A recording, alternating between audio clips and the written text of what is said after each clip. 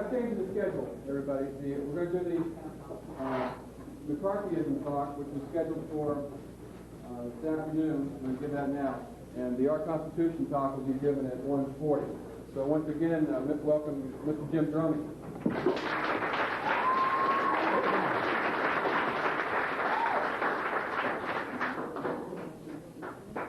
You're really going to get a dose today of me.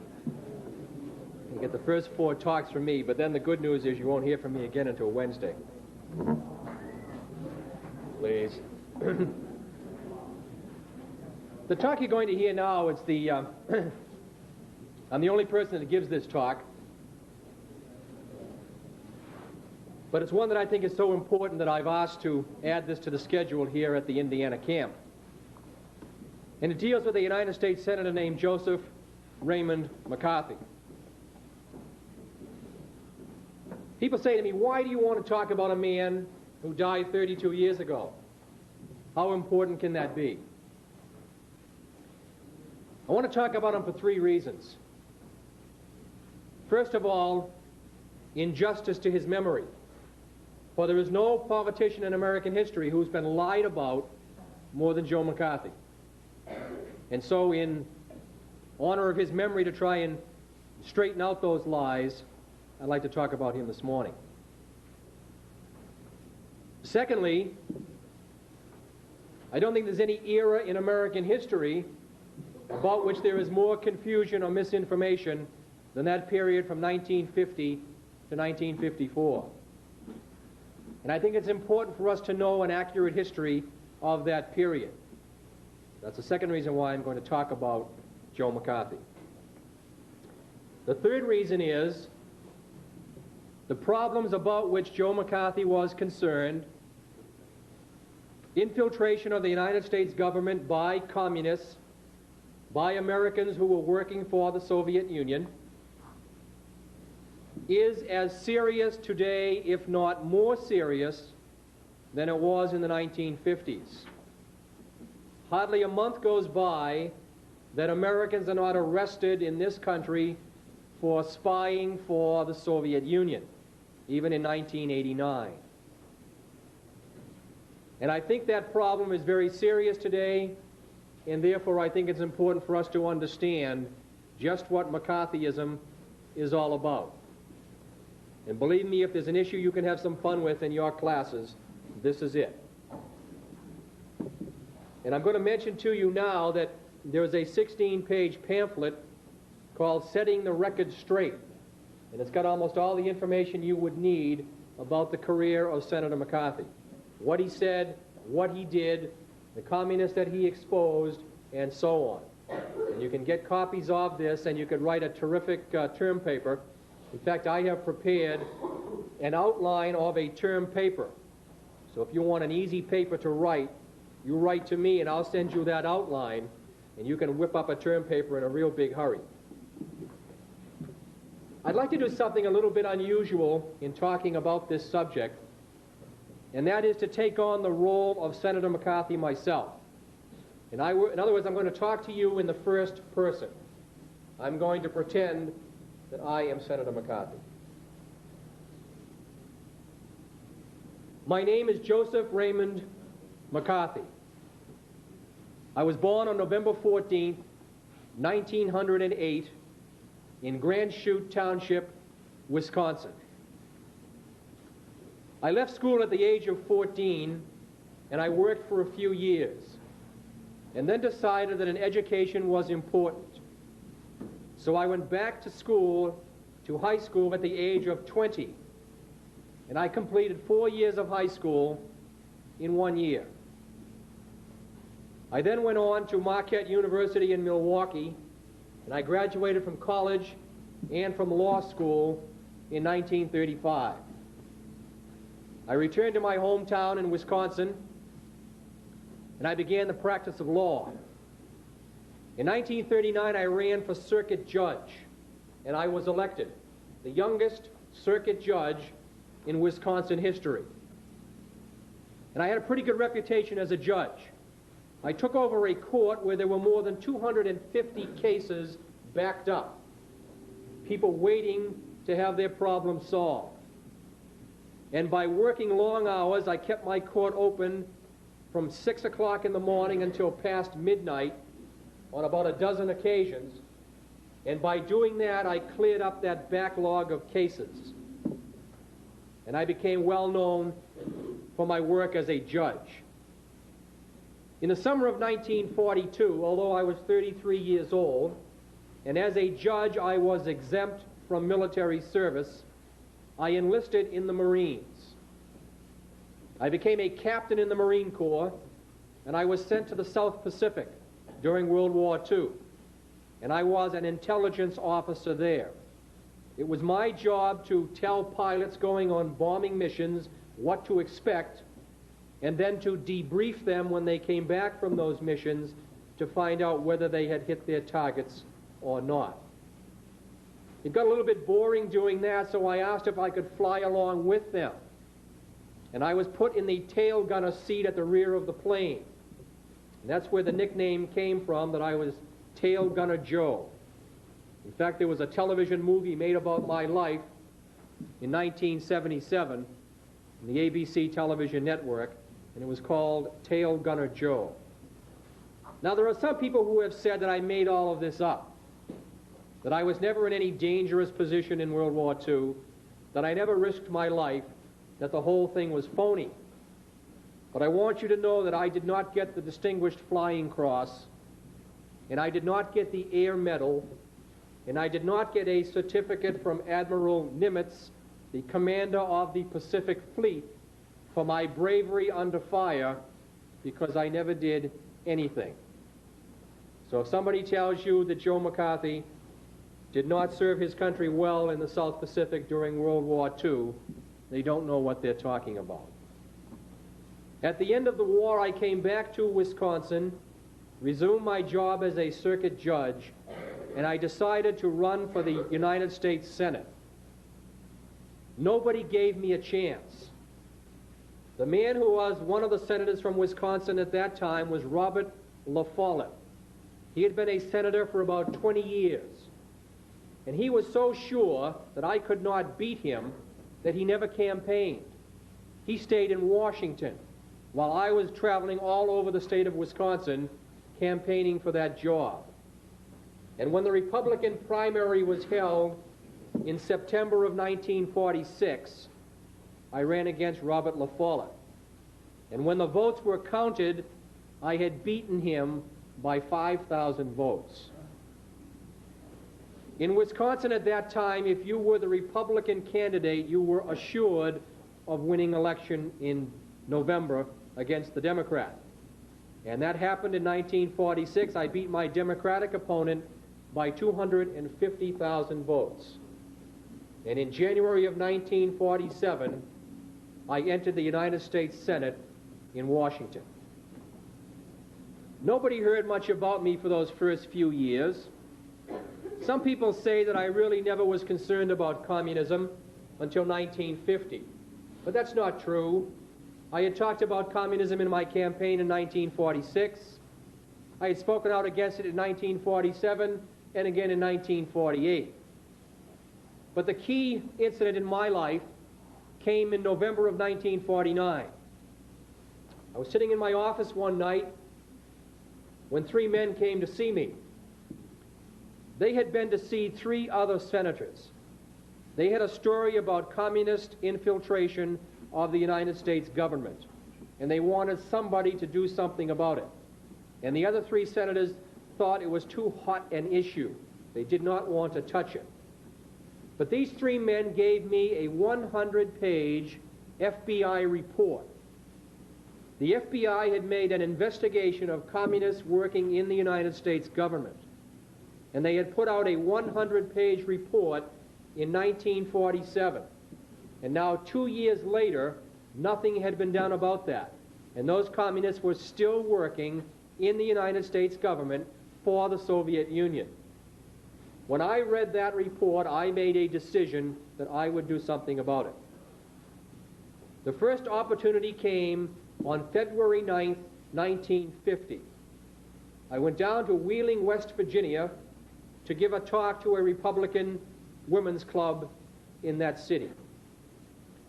In my talk, I said that I knew of a number of communists who were in the State Department making foreign policy for the United States.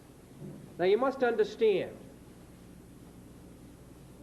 that certain countries had gone communist. You know, we had won World War II, and then immediately after World War II, the communists began taking over various countries. And one of the countries they took over was China. And they were helped to take over China by Americans who were working in our government in Washington and in China. And they were telling us that the communists were nice guys, that we didn't have to worry about them taking over that country. Of course, looking back now 40 years later, you can understand how wrong that was. But I knew it was wrong that all those people should become slaves of the communists. And I knew it was wrong that Americans who had helped that to happen were still working for our government. And so I wanted to get these people out of the United States government. In 1946, the Secretary of State, the man in charge of the State Department, said that he knew of 205 people in the State Department who either were communists or they were helping the communists. And when I went down to West Virginia in 1950, I said that while I did not have the names of the 205, I did have the names of 57 people that were either communists or they were helping the communists. Now, when I made that statement, by the time the news got back to Washington, and I went from West Virginia out to Salt Lake City and then to Reno for another speech, and then came back to Washington. And when I got there, my name was all over the headlines. Nobody had ever heard of me before, but now my name was a national headline, because I had said that there were at least 57 communists working in the United States government. On February 20th, 1950, I went to the United States Senate and I gave a speech. It took me all day to give the speech. It should have only taken about 1 hour. But it took me all day because people kept interrupting me. Now, I'm going to tell you something that you will find hard to believe, but it's the truth. And you can go back and you can read the congressional record, which is the document that tells you everything that goes on in the Congress of the United States on a certain day. You can go back and you can read the congressional record for February 20th, 1950. You can find it in your libraries. It should be in bound volumes in your libraries. And if you want to read that whole debate that went on that day, you can read it. And you're going to find something very interesting. People have accused me of smearing thousands of innocent people by calling them communists. In my speech on February 20th, 1950, I did not mention anybody's name. All I mentioned were case numbers. I said, I have case number 1, case number 10, case number 25. These are people, and I told what each of these people had done to help the communists. But I did not mention their name. And the people in the Senate who didn't like me, they said, come on, McCarthy, tell us the names of these people.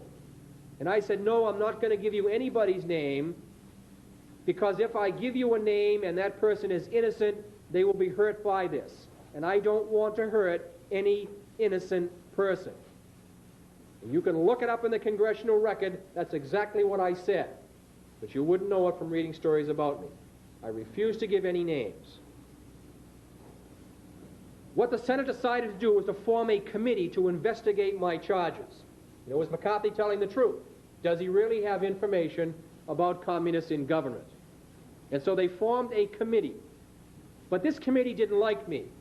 And instead of investigating my charges to see if they were true, the committee decided to investigate me and to make me look bad. And so what the committee did, they wouldn't let me bring in people to testify who could tell what my side of the story was. But they would bring in people who criticized me. But anybody who said McCarthy is right, they wouldn't let him come in and talk to the committee. But if somebody said McCarthy's wrong, they'd let that person come in and testify. So these hearings went on for about 3 months. And when the hearings were all over, the committee said, McCarthy's a liar. He doesn't know what he's talking about. There are no communists in government. He made this whole thing up. And a lot of people think That's the story of Joe McCarthy. He never had any facts to back up what he was saying. Well, the truth is something different from that. I'm not going to give you some names. If you want, there's a lot of names mentioned in here of people that I talked about, but I don't want to confuse you this morning by using a lot of names. I'm going to mention one name to you. And it's interesting because this man died last week at the age of 89. And the obituaries that appeared in the New York Times and the Washington Post and the Boston Globe, and I'm sure in major newspapers in your area, they all mentioned the name of Joe McCarthy, and they said that I had ruined this man's reputation. The man's name was Owen Lattimore.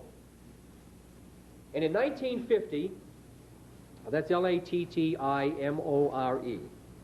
In 1950, I said that Owen Lattimore was one of the top communists in the United States.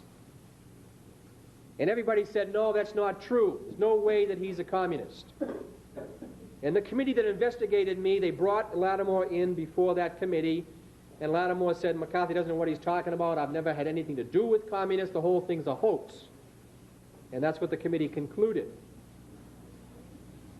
And this is what the obituaries mentioned in the newspapers last week. They mentioned that first committee report on Lattimore. What they did not mention was the second committee report on Lattimore, which was issued in 1952, 2 years later. That committee, I was not a member of it, but that committee investigated Owen Lattimore. And what did they conclude?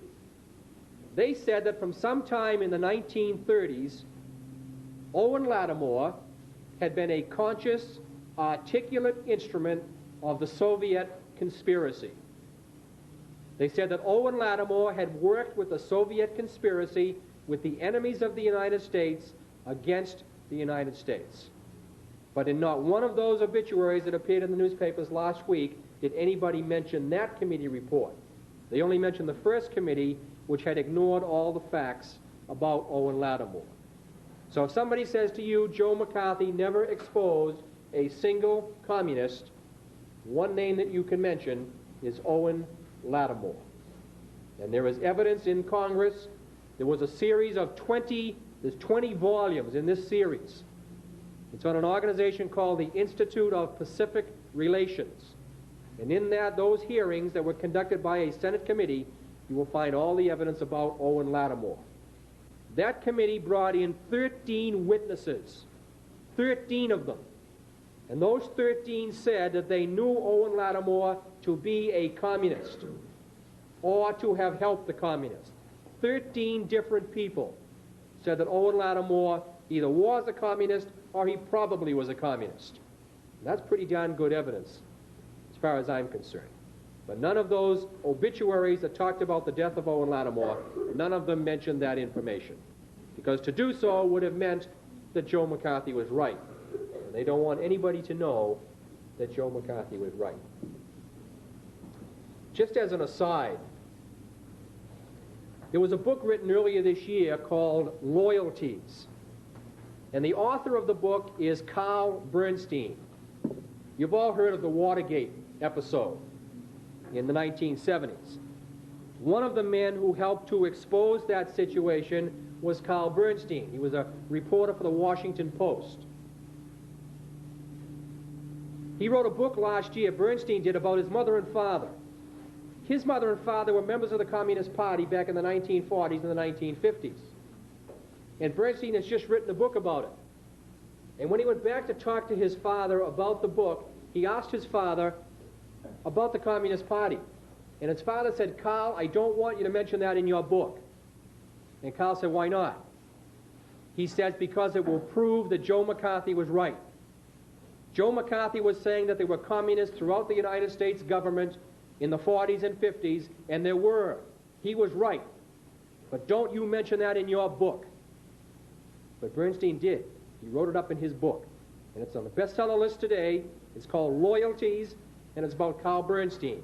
And you have his father, who was a communist, saying that Joe McCarthy was right when he was saying in 1950 that there were communists in the United States government. From 1950 to 1952, I was only one senator, and I couldn't do very much. But in the 1952 election, the Republicans gained control of the Senate. In other words, enough Republicans were elected that year, so there were more Republicans than Democrats in the Senate. And when that situation occurs, the party that has the most members, they can choose all the chairmen of the committees. And so in January of 1953, I became the chairman of a Senate committee, which was a very powerful job. And my committee had the responsibility for investigating communism in the United States government. And so now I had something I had not had before. I had the authority and I had the power to investigate communism in the United States government. And for the next 15 months, for all of 1953, and for the first 3 months of 1954, I was able to accomplish a great deal. We investigated communists in defense plants. Plants where we were, the Korean War was going on at that time, in the early 1950s. And certain plants in this country were making weapons. They were making things that our soldiers could use in fighting that war. And we found out that in some of these plants, there were communists who were sabotaging, who were trying to undermine some of the equipment that was being made, who were trying to make our defensive weapons, trying to make them not work. Now that's a situation we could not allow to continue. And so we investigated these plants, and we brought people in that worked in these plants, and they told us about communists that they knew who were working in their own particular section of the plant. And we were able to get more than 30 communists out of these defense plants. So if somebody tells you Joe McCarthy never exposed any communists, you tell them about the communists we got out of General Electric defense plants in New York and in Massachusetts in 1953. We also exposed communists in the Army's radar laboratories in New Jersey. This was an unbelievable situation. The communists had gotten the atomic bomb by stealing American secrets. Americans had given the communists, had given the Soviet Union the secrets as to how to make an atom bomb, a nuclear bomb. And now they were able to do that because they had stolen those secrets from the United States. So we were trying to make weapons now that would allow us to defend ourselves against communist missiles and against communist bombs. And the most important plant in the United States where these measures were being studied and where this work was going on was at a radar laboratory plant in Fort Monmouth, New Jersey. And would you believe we had evidence that there were several dozen communists who were working in these top secret laboratories in New Jersey. And so we called these people in before our committee. You see, that's how a committee works. We look into a situation, we need to get evidence on it. So we send letters out to people and we ask them to come in and testify before us and tell us what the situation is in their particular place. That's how we get the evidence. And they may say there are certain people that were communists. Well, we ask those people to come in. We say, look, so-and-so said you're a communist. Is it true? And we give them a chance to defend themselves, to say, no, it's not true. Or maybe I belonged to the Communist Party a long time ago, but I don't belong anymore. I'm going to give you a number. I don't like to give too many numbers because they get confusing.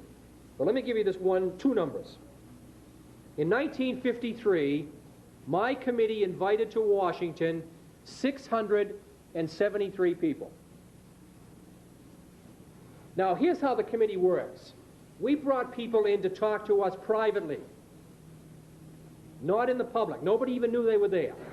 The first thing any person came to Washington, they talked to us privately. And if we asked them, look, did you belong to the Communist Party? Yeah, I did. It was a mistake when I was in college. I never should have done it. I don't belong anymore. We would say to them, okay, fine, thanks. See you later. They go back home again. Nobody ever knows they came to Washington. Nobody ever knows they talked to the McCarthy Committee. The only people that came before us in public, before the television cameras, were those people who would not cooperate in private, who said, I'm not going to tell you whether I ever joined the Communist Party or not. It's none of your business. I'm going to take the Fifth Amendment. You can't force me to tell you that. I'm not going to tell you that. This committee should not be in business. It doesn't matter what you want to know. I'm not going to tell you anything. When someone said that to our committee in private, we brought them in public hearings so people could see who they were. Of the 673 people who came before our committee in private in 1953, we made the names public of only 83 people. Okay? 83 out of 673. That's all. So people that say Joe McCarthy smeared thousands of people don't know what they're talking about. I never mentioned thousands of people. In the 5 years that I talked against communism, I only mentioned the names of 160 people. So if somebody says to you, Joe McCarthy smeared thousands of people, you say, no, he couldn't have. He only mentioned the names of 160. How could he smear thousands when he never mentioned more than 160? And you can look up those facts. That's how many people I mentioned. I tried to keep innocent people from being criticized, so we talked to them privately first, and if they had done nothing wrong, or they were sorry for what they had done, we let them go. And it's only those people that were still involved with the communists or refused to cooperate, those are the people we brought before our committee in public, so the news media could see who they were, and they were before the television cameras. So you need to understand that. This is what the situation was like in the early 1950s. So those are a couple of the things that we were able to accomplish, getting communists out of defense plants, getting them out of secret radar laboratories in Fort Monmouth, New Jersey. One interesting thing that happened while I was a senator, people would call me up. People that worked for the State Department, that worked in the government printing office. The government printing office in Washington prints every document that the federal government puts out, including top secret documents. Now, wouldn't you think it might be important not to have communists working in the government printing office? But we found out that they were working there. Now, some of these top secret documents, they would print one part of the document in room A, and one part of the document in room B, and one part in room C, and one part in room D, so that nobody would see the entire document. But there was one place where they assembled the entire document, the assembly room. And guess what? That's where the communists were working. In the one room where you could see the whole document. And you could see this top secret information that if the communists got their hands on it, they could use it to hurt the United States. And we found out there were a group of communists working in that particular assembly room. And the man in charge of it was a man named William Remington. So if somebody says to you, Joe McCarthy never exposed a single communist, you tell them about William Remington. Now, what's interesting about William Remington is the FBI told the government 4 or 5 years before I came along that Remington was a communist. And they sent report after report after report to the government printing office. They said, look, this guy's a communist, get him out of there. But they didn't. And it wasn't until my committee exposed him that we were able to get him out of the government. And you see, that's what committees can do. You can send all the warnings you want to the head of these departments, but if they don't do anything, then the communists stay in there. So what a committee can do, they can come along and they can expose that situation. They can call public attention to it. And then the people will demand that those people be taken out of the government if they're more loyal to the Soviet Union than they are to the United States. Okay, let me mention a couple of other things.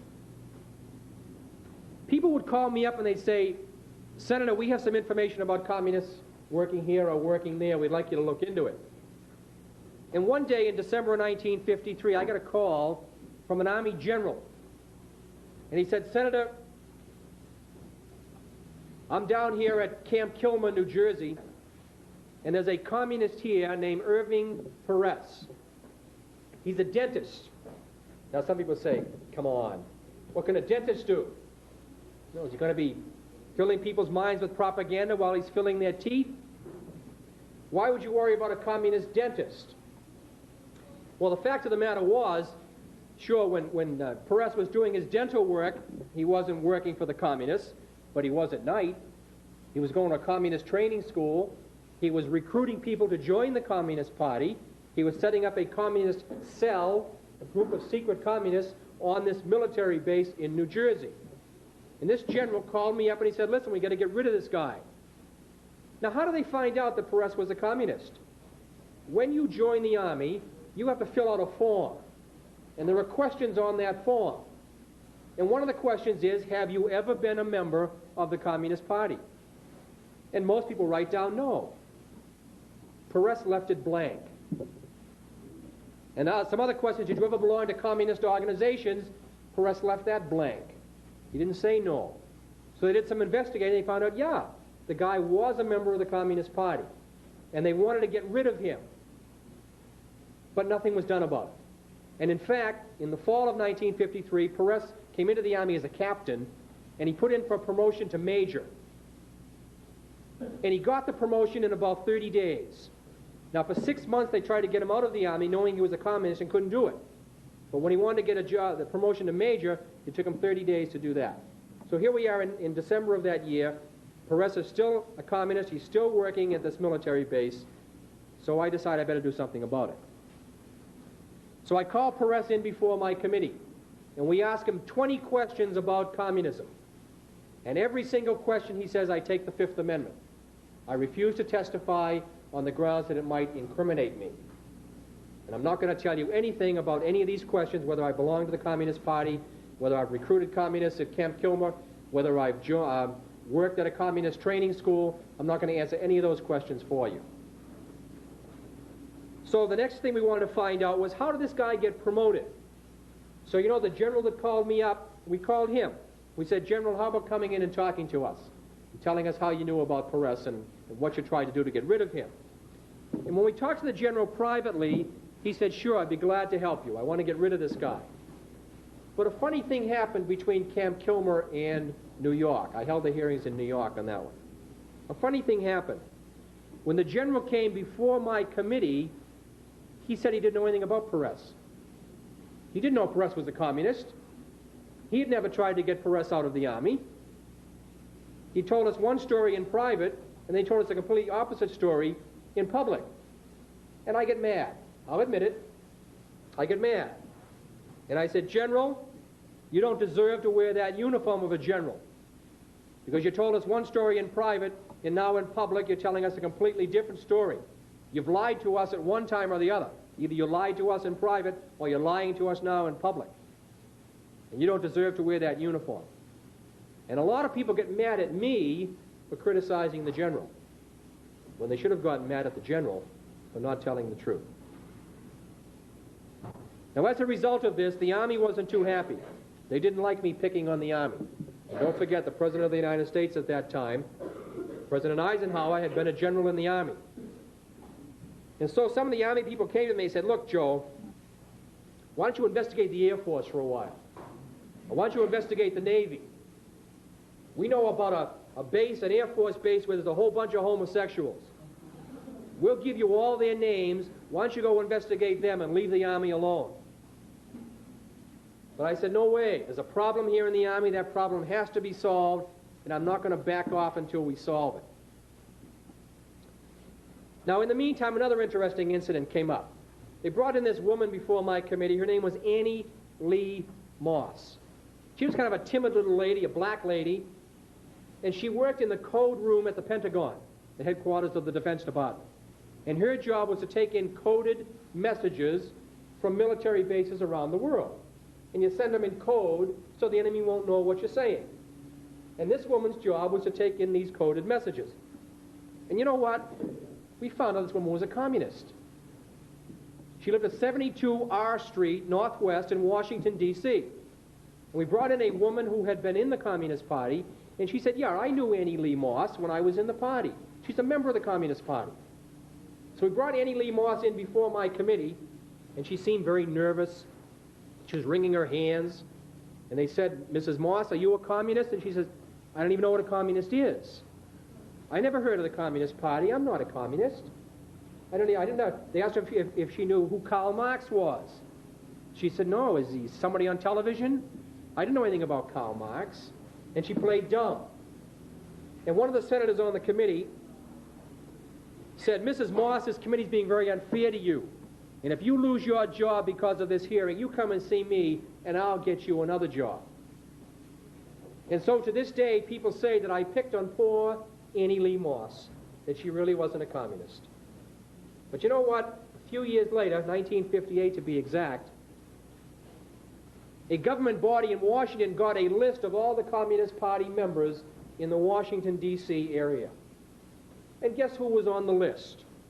Living at 72 R Street, Northwest, Washington, D.C., Annie Lee Moss. So if anybody tells you Joe McCarthy never exposed a single communist, you tell them about Annie Lee Moss, M-O-S-S. All right, the Army didn't like me investigating them. They wanted to shut me up. One of the people on my staff had been drafted into the Army. So the Army said, look, we're going to accuse Joe McCarthy of trying to get special treatment for this friend of his that's in the Army. And then we'll investigate him, and while we're investigating him, he can't investigate us. And so that's what they did. In March of 1954, they started what they called the Army McCarthy hearings. This is one of the greatest soap operas in American history. It was on television every day for 36 days. It was watched every day by 20 million Americans. 20 million people watched these hearings for 36 days in the spring of 1954. Now, I'm not going to bore you with telling you going into the hearings. I'm simply going to tell you that when the hearings were all over, the committee said that Joe McCarthy had not exerted any improper influence on behalf of his staff member who was in the United States Army. But what they had done was to keep my committee from doing any investigations for a 3-month period. All right, now it's July of 1954, and that reminds me of something. People say that I had terrorized the American people. Everybody was afraid of me. It was dangerous to live in the United States in the 1950s. Let me tell you something. In January of 1954, my approval rating on the Gallup poll was 50%. 50% of the people polled by Gallup in 1954 admired Joe McCarthy. They thought Joe McCarthy was doing a good job. In that same year, Good Housekeeping put out its 10 most admired men in the country. The number 4 person on that list was Joe McCarthy. So don't let anybody tell you that the entire American population was terrified of McCarthy. 50% of the people asked supported what I was doing. And when they were asked to rate the 10 most influential and the most admired people in the country, I was number 4 on that list. You should know that.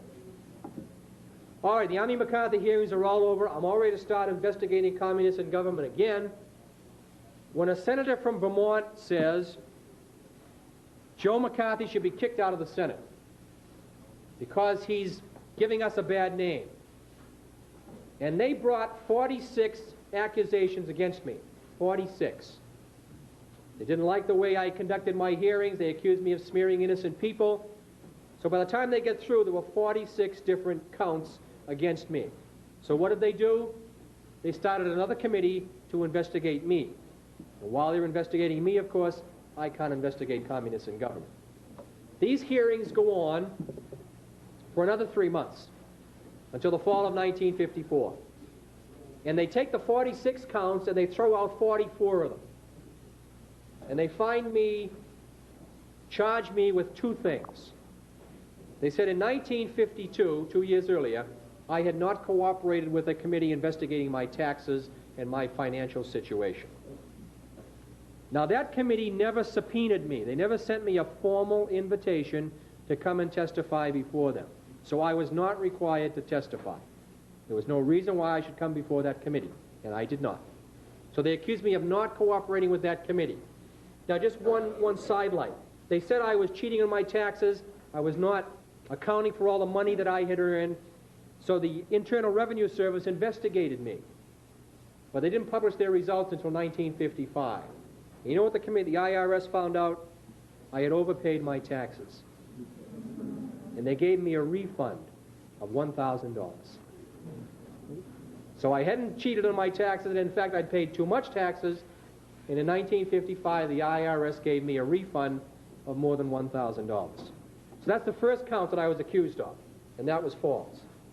The second count I was accused of was speaking in nasty terms about other members of the Senate.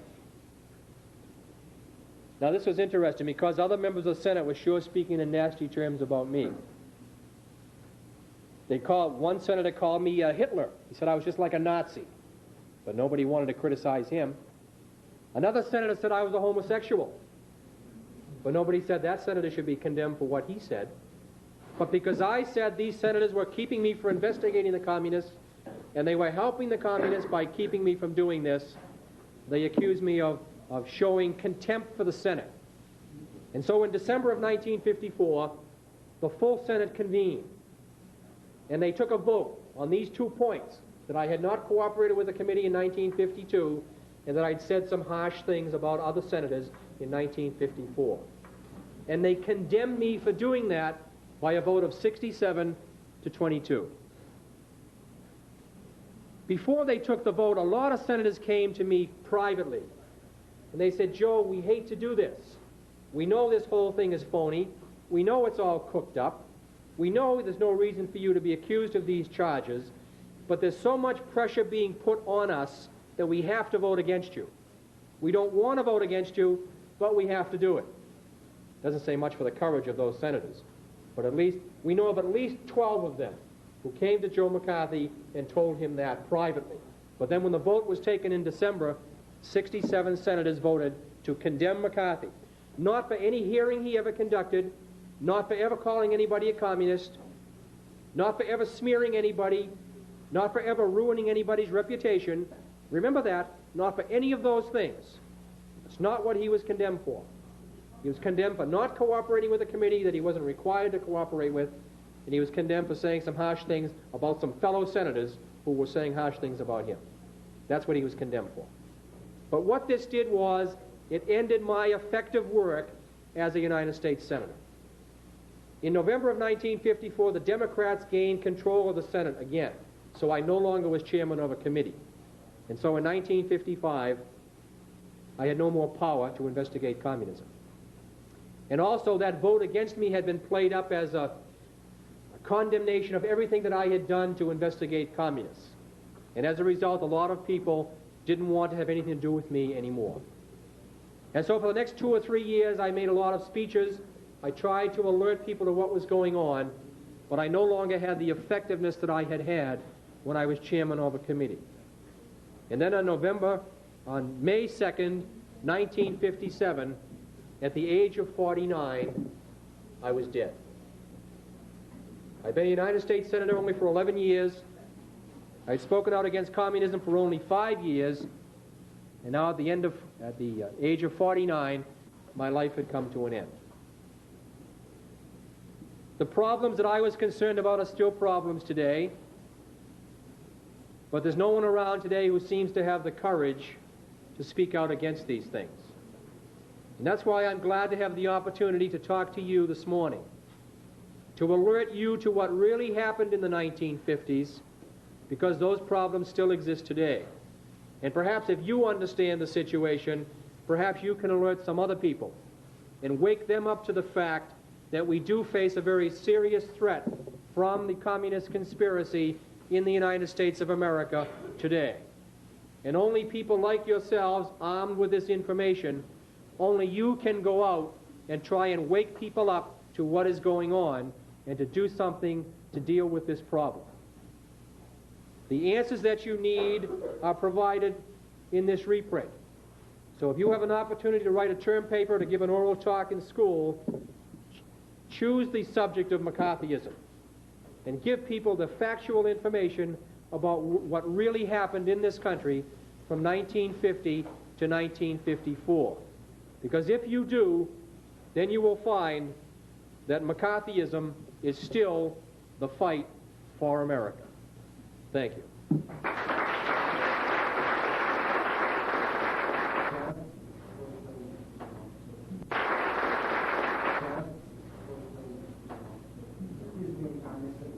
Okay.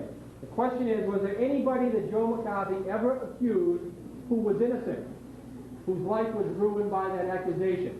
The answer is no. So if somebody says to you, Joe McCarthy smeared thousands of innocent people, here's what I want you to say. Name one. Okay? If he smeared thousands, you ought to be able to come up with one name, right? There was a program on television in 1982 about McCarthyism. And there's a full-page ad in Time magazine. And it said, make sure you tune in and watch this program. It's going to tell you about the thousands of lives that Joe McCarthy ruined. So I turned in the program to see who these thousands are. In that 60-minute program, they mentioned two people. Okay? The first person was exposed as a communist by the Atomic Energy Commission. Nothing to do with Joe McCarthy. Nothing. That's the first 30 minutes of the program dealing with this guy who was accused by the Atomic Energy Commission. No mention of Joe McCarthy whatsoever. The second person was a school teacher in West Virginia who lost her job because of her strange views on religion and sex. Nothing to do with Joe McCarthy. Did Joe McCarthy ever mention her name? No. Never mentioned her name. So we're going to see thousands of people whose lives are ruined by Joe McCarthy. We see two people, neither one of which had anything to do with Joe McCarthy. And you're going to find that thing happening constantly. If you see anybody saying that Joe McCarthy accused people in Hollywood of being a communist, say nonsense. Joe McCarthy never had anything to do with anybody who was a communist in Hollywood. Never. He never mentioned the Hollywood communists. He never investigated communists in Hollywood. So if you see his name mentioned in connection with Hollywood, the people do not know what they're talking about. Joe McCarthy had nothing to do with communists in Hollywood. Yes? How can they write that in the history book? How can they write it? Some of them, I suppose, are dumb. They haven't done their homework. Or they repeat cliches that they hear other people say. But some of them have to know the facts, but they just ignore anything that's contrary to their point of view. And they just leave that information out. And you know, it gets as crazy as this. I have seen obituaries of people whose names came up before Joe McCarthy. And I have seen people write in those obituaries that Joe McCarthy was the chairman of a House committee. Senators are not chairmen of House committees. Now that's how dumb these people are, or how intent they are on smearing McCarthy, that they can have a senator as chairman of a House committee. So they will say that so-and-so came before McCarthy's House committee. Impossible. He had no House committee. Or they'll say they came before McCarthy's committee in 1952. Impossible. There was no McCarthy committee in 1952. He had a committee in 1953 and in 1954. So if you know these facts, you read these things, and you know it infuriates me. There was a column by Tom Wicker in the New York Times last week about Owen Lattimore. And he talked about the first committee that investigated Lattimore and said they cleared him, but not a word about the second committee, which said that Lattimore was a communist. Not a word. Now, Tom Wicker is an intelligent man. Tom Wicker knows the facts about Owen Lattimore. And yet he left that information out of this column that appeared in the New York Times and that is syndicated all across the United States. Now, there are some people that are dumb, but Tom Wicker's not one of them. He knows what he's doing. He's leaving out anything that would indicate that Joe McCarthy was right. Yes? How did he die? How did he die? He had contracted, there's all kinds of rumors, people think he was murdered by the communists. I've never seen any evidence that would indicate that. And don't get involved in that. It's not important. What's important is what he said and what he did. That's what's important. So don't get into the other aspect. He had contracted hepatitis in 1950 or 51, which is a liver ailment. And you're not supposed to drink when you have hepatitis, because it can harm your liver and it can kill you. Joe McCarthy drank. He was not a drunk, as some people think. Some things you'll read in your history book, someone will tell you he drank himself to death. False. Absolutely untrue. But he did drink, and he should not have drunk at all, because he had the hepatitis. And so it was hepatitis that he died from in 1957, and the condition probably was worsened by the fact that he did drink. But he was not a drunk. He was not staggering around all the time. During all the time that he was conducting his hearings, he was never drunk. He was always sober conducting those hearings. They used to go out to lunch. The McCarthy hearings went on for 36 days on TV. There'd be a morning session, then they'd go to lunch. There'd be an afternoon session. And they'd go across the street to this restaurant in Washington and have lunch. And McCarthy would always have iced tea and a hamburger. And they, his staff people would tell him, Joe, don't have a beer, don't have a cocktail, nothing like that. If anybody smells alcohol in your breath, they're going to say you're drunk. So you never had anything but iced tea for lunch when those McCarthy hearings were going on, or when he was conducting the other hearings. Yes, he did drink, and maybe there were times he probably drank too much. He was not a drunk, and he did not drink himself to death. Another question? Yes. Yeah, I'm about, was the House Committee on Un-American Activities active McCarthy earlier during the war? In the 1940s and 50s, there were two major committees investigating communism. One was the Senate Internal Security Subcommittee, which McCarthy was not a member of. That functioned from 1950 to 1975. The other committee investigated, and then McCarthy had his committee, which only functioned in 53 and 54. So there were actually three committees for a brief period. McCarthy's committee for 2 years, the Senate Internal Security Subcommittee, which investigated Owen Lattimore. And that functioned from 1950 to 1975. On the House of Representatives side, there was the House Committee on Un-American Activities.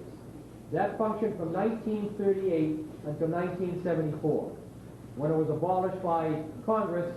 Members of Congress who didn't like investigating communists, so they abolished that committee and they abolished the Senate Internal Security Subcommittee. So while McCarthy was investigating communists, there were other committees that were also investigating communists, three of them at one time in 1953 and 1954. And those other committees were confirming or corroborating the same things that McCarthy was investigating. And those hearings that we have in our office, I bet there's a couple of thousand documents from the hearings. We have all the hearings conducted by these three committees from 1938 until the mid-1970s. There are no committees today in Washington investigating communism. And that's a darn shame, because we sure could use it. Because there is still a problem in Washington.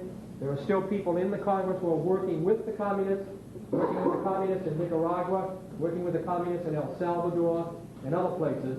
But there are no committees in the United States right now investigating communism. And that's the reason why McCarthyism has become such a dirty word. They wanted to make sure that nobody would ever stand up again and try to criticize the communists. And anybody that has tried that has been accused of McCarthyism. So if you want to smear someone today and make them look bad, you accuse them of McCarthyism. That's why they keep using that word and holding that club over people's heads, because it scares people away from doing anything about this problem. So we need to come up with a whole new group of people who know what McCarthyism really means, that it really was something good for America and not something bad.